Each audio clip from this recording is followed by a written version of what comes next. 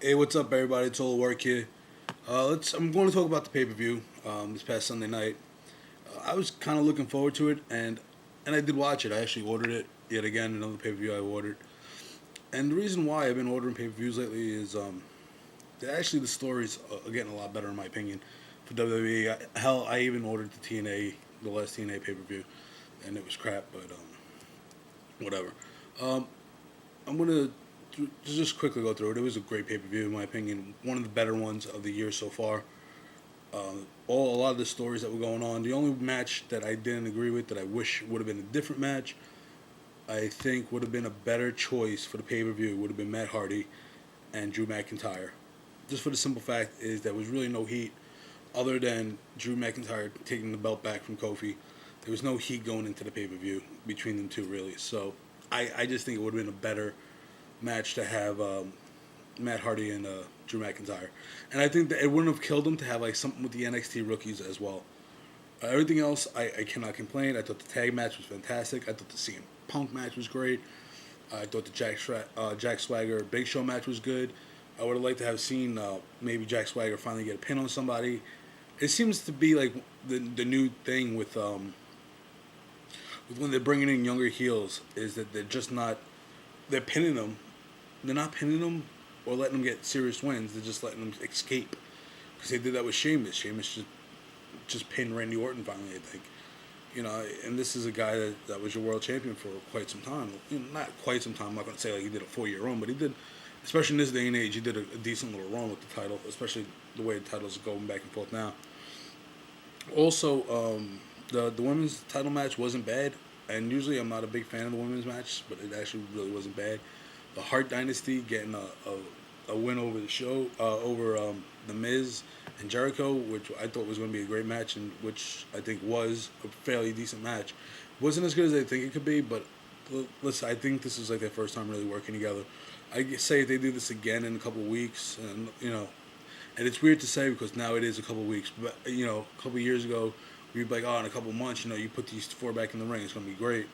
But it's going to be in a couple of weeks. You put them back in the ring together. You let them do some house shows together. You'll see a much better match in the rematch. Especially if they do it on pay-per-view or if they do it even on TV. I think it would be a better match. They just need to let these guys work together. One thing I got to talk about. All right, I just want to get my breath for this because I got to get this all out in one shot. WWE has gone PG. I understand it. I get it. I really do. I'm an older wrestling fan. If I want blood and guts, I know where I could find it wrestling wise. Especially if it makes sense in the story, like watch CCW, watch Ring of Honor. You can watch pretty much any other company if you want to see blood. You cannot have a feud the way Mysterio and Punk feud was going, and has been going, and has escalated from this to this to this, and it has been a great build, a great story behind it, and then stop the match. Obviously, stop the match. I mean, granted, kids aren't going to notice. Oh, they stopped the match. They're not going to see it. Adult wrestling fans, the majority of the people that tune in and spend their money, notice it. The referee goes outside the ring to talk to him, and then runs back in the ring to take care of Punk. We know what's going on. Now, you're going to stop matches for cuts. Fine. But don't, in your main event, have another man try to run over another person. You cannot do that. That makes no sense. You cannot have somebody, if you're going to go the route of no blood and kind of cut back on the violence and kind of keep it more in the ring, you cannot do what you did in the main event. Granted, the main event, once again, there was a great story. I was a really big fan of the John Cena Batista storyline going into WrestleMania, coming out of WrestleMania. I've been a big supporter of it. I've said it on a lot of my videos, and I'm not a supporter of these guys normally, but I was a supporter of this feud. But you're going to do what they did with the fucking car. That doesn't make sense. You're going to stop a match where there's heat, where the fans are behind it, the fans are into it, for a cut. I mean, just look at it. Any wrestling fan, look at that little bit of blood. It gave you an idea, like, oh shit, these guys are really You know, it gives you back that old that feel that like there is legit heat, not legit heat. We know it's not legit, but there's like heat, and you want to see what's going to happen. Especially to a hair match. I mean, this is something that we should all, realize. And the WWE just doesn't seem to care. But yet when it comes to their main eventers, yeah, go ahead, hit them with a call. Oh, go ahead, bring out a sledgehammer. That's cool, but I can't have a guy with blood. The guy can't bleed, but we could have an attempted murder. That's okay. I know. I get it. I don't get it. I don't know what the fuck to say anymore. It's fucking frustrating, man. Because you see this shit and you eat. At what point do you just go, all right, we're PG, we're not PG, we're gonna be part PG, but yet we're gonna have attempted murders, you know. I don't understand the way they could rationalize that.